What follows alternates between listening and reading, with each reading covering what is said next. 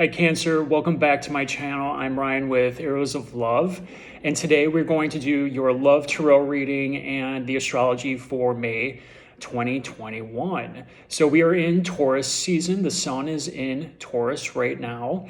This is where Venus rules Taurus, and Venus is in Taurus too. It's in its home sign. This is where it's dignified. And Taurus season is all about slowing down, making sure you're building a steady foundation, a solid foundation for what it is you want. It's also about possessions, resources, money. This is a financial house. It rings with financial themes. But Venus is all about harmony, cooperation, beauty, pleasure. In Taurus, she wants all the good feels. She wants the good food, the good wine, the good blanket, the good relationship.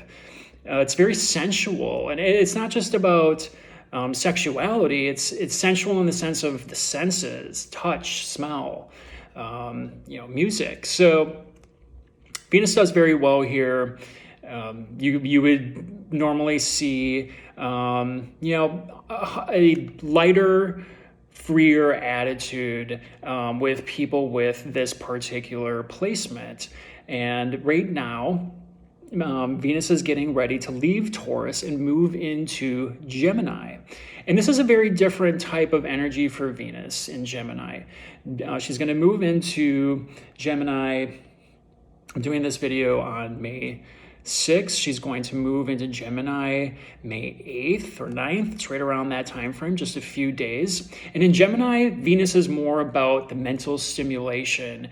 It's about mental processes. So, if you're single and you're looking Cancer, it's more about the intellectual conversation with a partner or someone you're dating, anything to that effect. Whereas Venus in Taurus is much more about that sensuality, the good food, the good wine, having a nice date, things like that. It's a different type of feel. So you're going to see this shift over the next couple of days.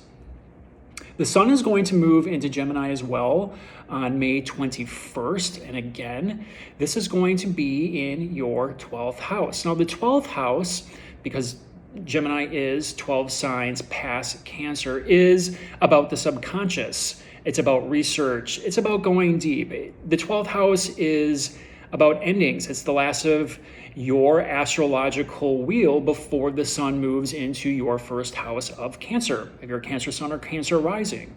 So the 12th house is very much a time of digging deep. It's about figuring out what you really want. It has an element of spirituality, but this is where things come up that could be hidden too. The 12th house is things hidden.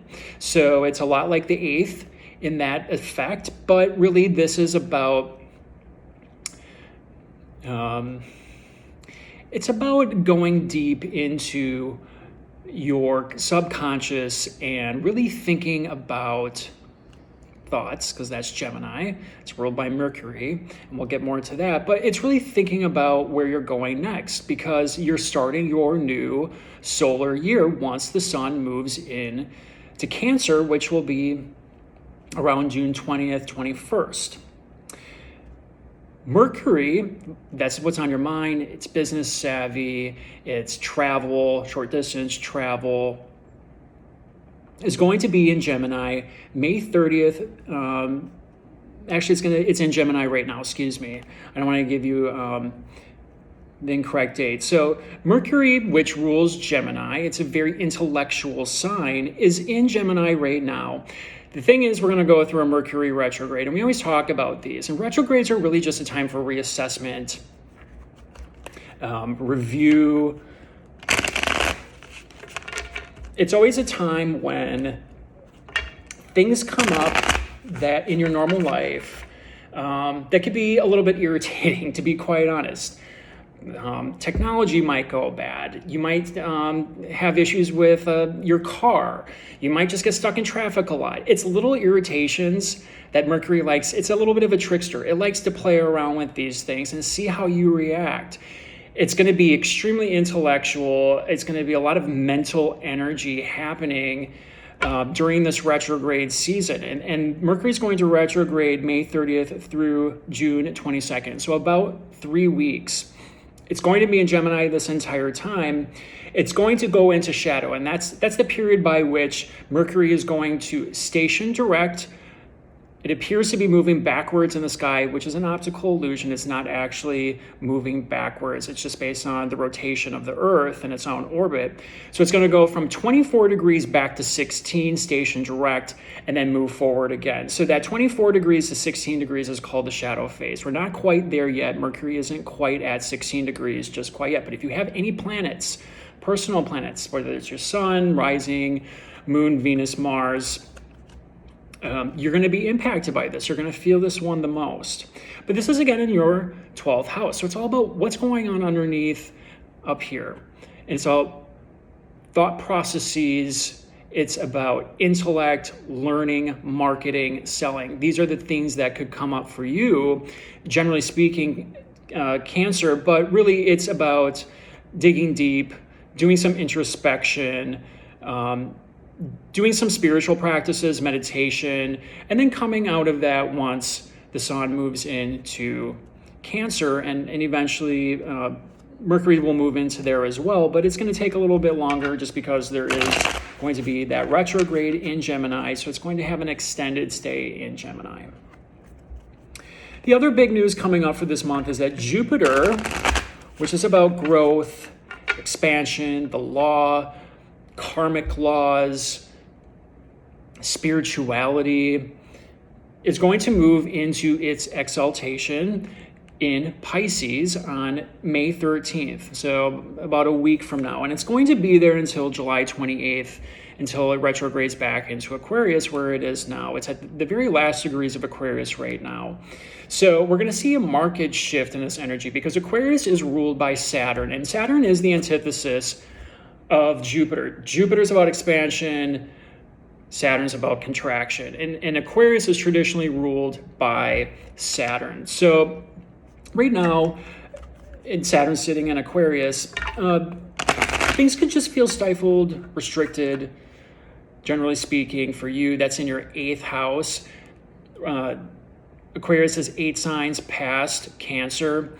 So think about it this way. The 8th house is all about endings, sex, taxes, and death. It's about karmic debts, though. Really, it's about karmic debts. So we have to clear it out. It's the death and rebirth process. Things have to go in order for you to be reborn. So those are the main themes.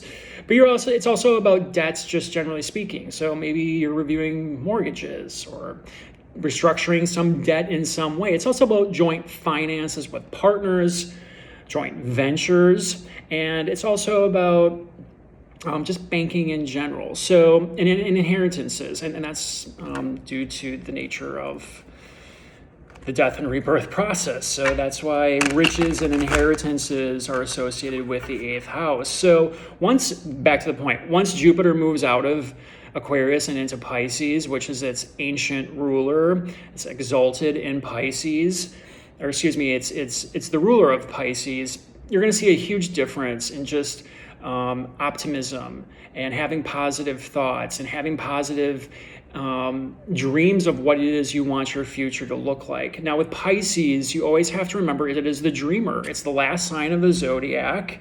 It's a mystical sign. It's extremely intuitive. So, for you intuitives out there, if you have psychic abilities, it's going to be cranked up to 10. It's going to be like off the charts for you, Cancer, because Pisces is your 9th house and Jupiter rules the 9th house. So this is a great placement for you. The 9th house is all about higher education, learning, long distance travel. It's the expansion of the mind. It's about adventure. So think about it as if you want to learn some new skills, whether it's your job, it's a hobby, it's an interest, over the next, from at least, May 30th through May 13th through July 28th, it's a great time to start taking those steps once Jupiter finally moves into Pisces for good, because it's going to spend the rest of the year after July 28th in Aquarius. It's going to do some review processes in this 8th house until it moves back into your 9th house of this higher education. It's very optimistic. It's about the law, karmic justice, expansion and growth. Those are typical themes of Jupiter, but in Pisces, it's a little bit different because Pisces is a spiritual sign. It's about the imagination. So your imagination just might run wild. So it's very comfortable in Pisces. And for you, again, if you're looking to take, any type of skills, higher education, learning, vacations, long distance travel, adventure, expanding the mind in any way, shape, or form, those would be extremely beneficial for you during that time. Now, another big thing, Mars, the planet of action, assertiveness, can also mean conflict, is in Cancer. And in Cancer, it's in its fall position. So we could see some things, you are Cancer. You got to be really careful of cuts. You got to be careful of accidents. Conflict within the family, just being irritable, generally speaking, bursting out with aggression. When Mars is in Cancer, we could see conflict within the family, conflict with motherhood, women. That's what Cancer rules. It's ruled by the moon. So Mars isn't comfortable in Cancer, and it's going to be there until June 11th. So we still have a good month to go. So be really careful, Cancer, when you're in the car, when you're cutting with knives, anything to that effect. It could come up. The last time Mars was in Cancer was in 2019, right around this time. It was in May, and during that time, I slipped and fell. Mars is in its fall position. I'm a Cancer rising. I slipped and fell on a boat and I dislocated my shoulder. And I ended up having to get surgery. So you can see where these things happen. I'm just giving you a personal example. So I'm just extremely careful. Be careful at the gym. Be careful, especially around water. Cancer is a water sign. It is the cardinal sign of the water element. So be careful around water all the way up until June 11th because things might happen. I don't want to say it's not a bad omen. It's just there's missteps and accidents when Mars is in Cancer. So be especially careful up until June 11th. The other big thing happening this month, Cancer, is we're going to have a lunar eclipse in Sagittarius on May 22nd. And this is where the nodes of the moon are located. The south node right now is located in Sag.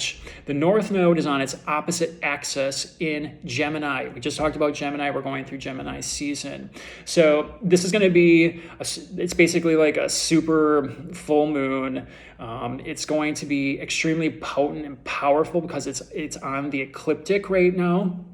And there's always this element of destiny, things from the past that might come up. But for you, Cancer, Sagittarius is your 6th house. It is 6 signs past Cancer. Things that come up with work. This is really a work house.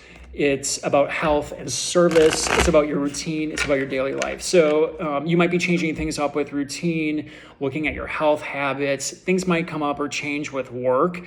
Full moons are always culminations, so don't be surprised if some surprising things come up in work around this time. And again, remember the Sun, Mercury, and the North Node, which is destiny, are all sitting in that 12th house of things not seen, the subconscious, spirituality. So there is this element here of you might not see this one coming necessarily because, eclipses are big. And the last time we had an eclipse was back in December. So this is kind of like the bookend for that of whatever is coming out this year. So those are the major transits. It's a lot happening, Cancer. You got to be really careful with Mars sitting in your sign because it's in its fall position. But good things are coming because Jupiter in Pisces, that's a trine to you, Cancer. So that's extremely good luck. And Jupiter already rules the 9th house, which is very, very optimistic. So, good things are coming. Keep your head up. Mercury retrograde this one might be a little bit wonky. It's in its home sign, and it's in the 12th, and things can get kind of weird in the 12th. So Let's see what's happening on the love department. Not a lot happening in love.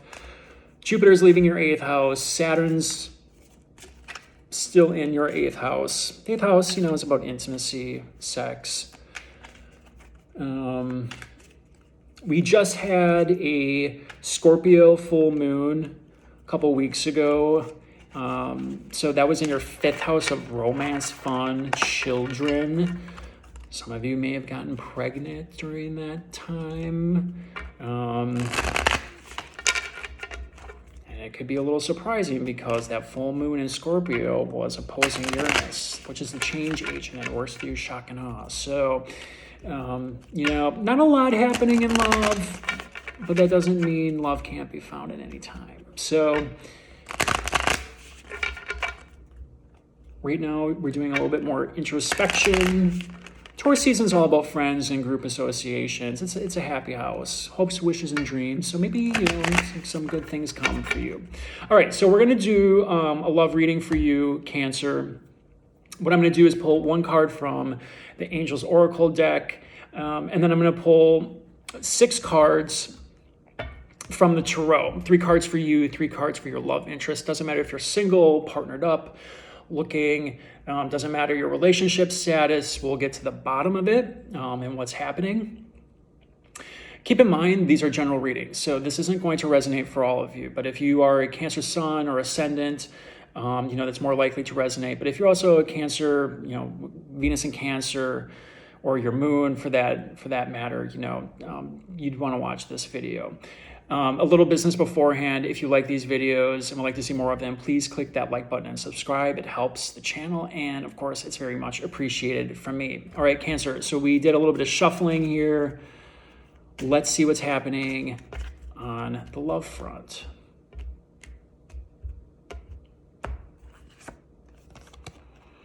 Love yourself first.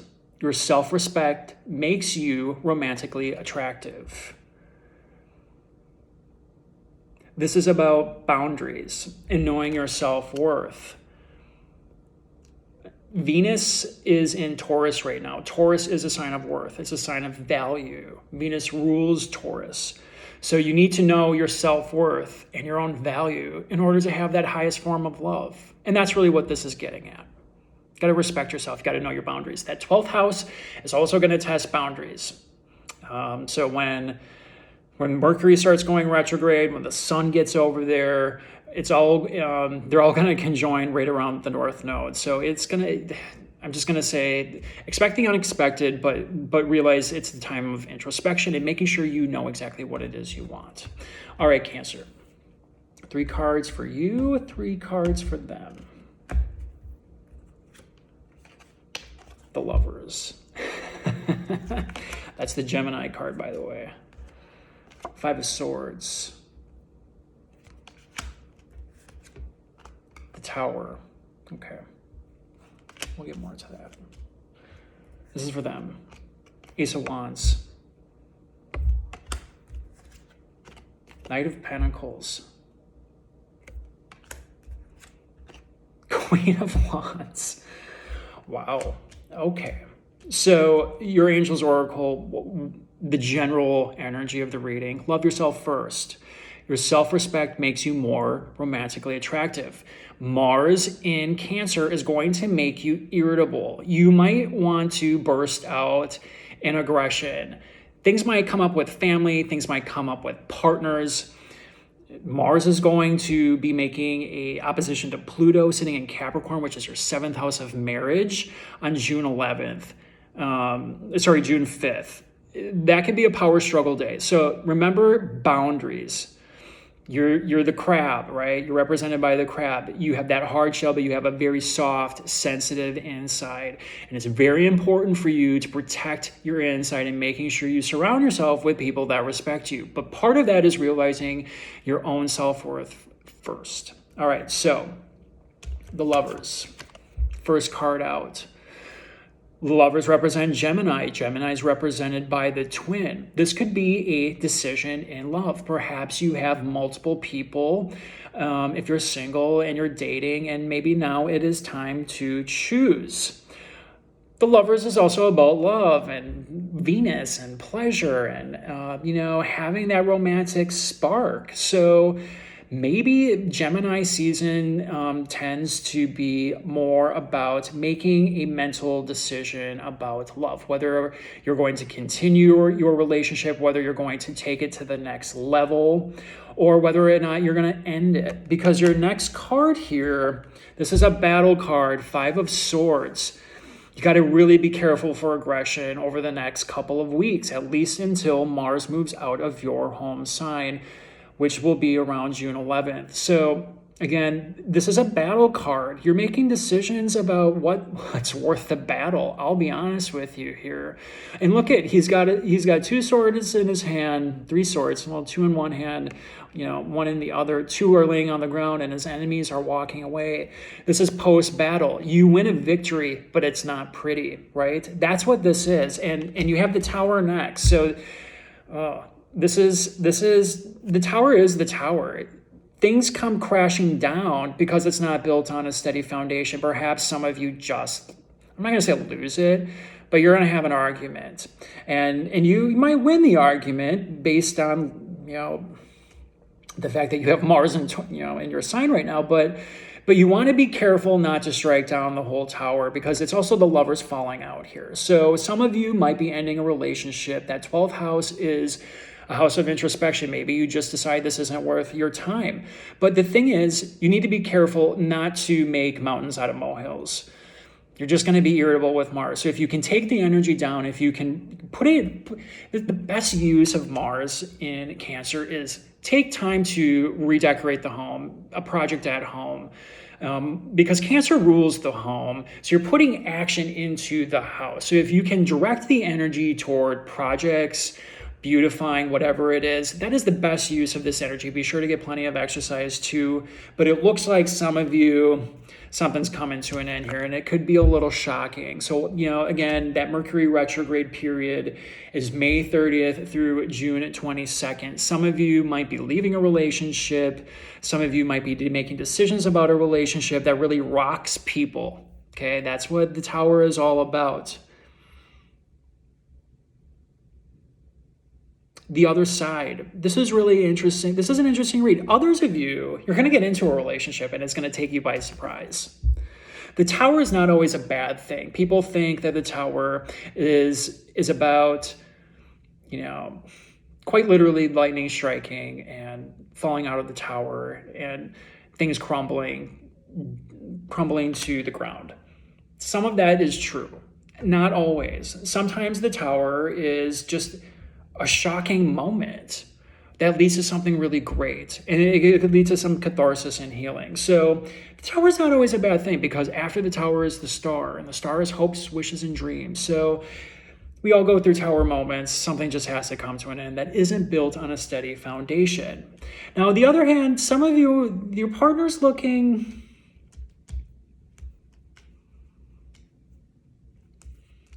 There's definitely some attraction here. Okay. The Ace of Wands is sexy time. I mean, it's the hand holding the stick. You can interpret that how you see fit, but it is, and it's all about it's about passion. It's about the flame of pleasure. I mean, it's all of that, and it's an interaction card. There's something here that's testing your self-worth. And you could be dealing with a Capricorn, Taurus, or Virgo. We're in Taurus season right now. Pluto's sitting over in your 7th house in Capricorn. 7th house rules marriage. So some of you might be getting an offer of love that really shakes you. Maybe it was just a really hard battle to get to this point. Maybe that's what, this card is for you. You got to fight off some people that for your romantic interest, to keep them. And they're choosing you because this is also an offer. It's a stable offer. The Knight of Pentacles, unlike the Knight of Wands and the Knight of Swords, is stable, has a plan, wants long term. It's a great offer. And then you have the Queen of Wands. And again, this is just about the jubilation of the feminine mystique. having intuition, being attractive, having that magnetism to bring in what it is you want. So some of you are getting it on. I mean, there's no doubt about that. Maybe it's just like rocking your world. So, I mean, to that end, it's really great. They have the hots for you. Maybe you're embodying this Queen of Wands energy. We're coming into the springtime. It's the sunflowers, right? She's passionate. She knows what she wants. She goes for it. She's got a magnetic type energy to her.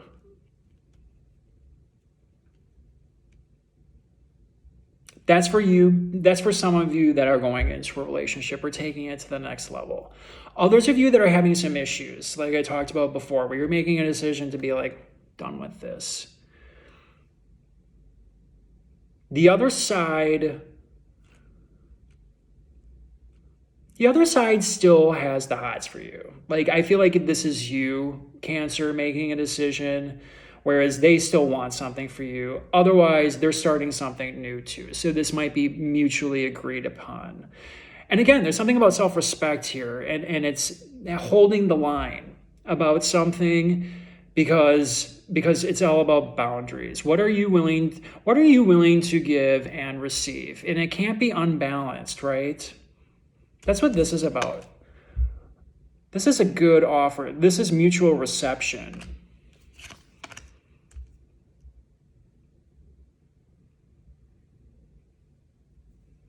Let's pull a card for the outcome.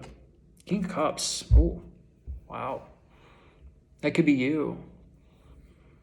You're coming out on top of this one. King of Cups, again, is... I think this is an advice card. Let me back up. And this is advice for you. The King of Cups is the highest... There's the page, there's the knight, there's the queen, and then there's the king. And think about it in progression of spiritual leveling up, in a sense, right? So once you get to the level of the king, this is someone that's in control of their emotions. They're emotionally intelligent. They know their self-worth. They value family. They value the home. Extremely artistic. Some of you might need to, break out the colored pencils, break out the paint, and start painting to get out some energy. But I think this is just saying to you, be emotionally intelligent about this one. What does your heart truly want? Some of you are getting a great offer, and it could be from this this king of cups. The characteristic of the offer is one of stability. Others of you, you're leaving something behind, and it's going to require some emotional intelligence to handle the situation appropriately. You can avoid this tower moment, unless the tower moment already happened. But just realize, whatever's not built on a steady foundation, Cancer, isn't supposed to last. So you can move into that next progression. Mercury retrograde is going to happen on the North Node, and the North Node is associated with destiny, where you're supposed to go in life. It's pointing you into that direction. So whatever happens, take it in stride. Be that steady foundation for people. Others of you, you're definitely getting some type of offer, or you're entering and you might meet someone new that has some magnetic appeal, and they might have, something steady. This could be something steady for you. So I really like this reading. There's a lot of crazy energy in the air right now. Like I said, we got this lunar eclipse. Got Mars in your sign. Like, this is hard stuff. This isn't an easy transit, okay? The astrologers always talk about this particular transit because Mars falling. And like I said, I went through shoulder surgery. Like, shit happens during this transit. So just take it slow. Be careful around water. Be careful around knives, too.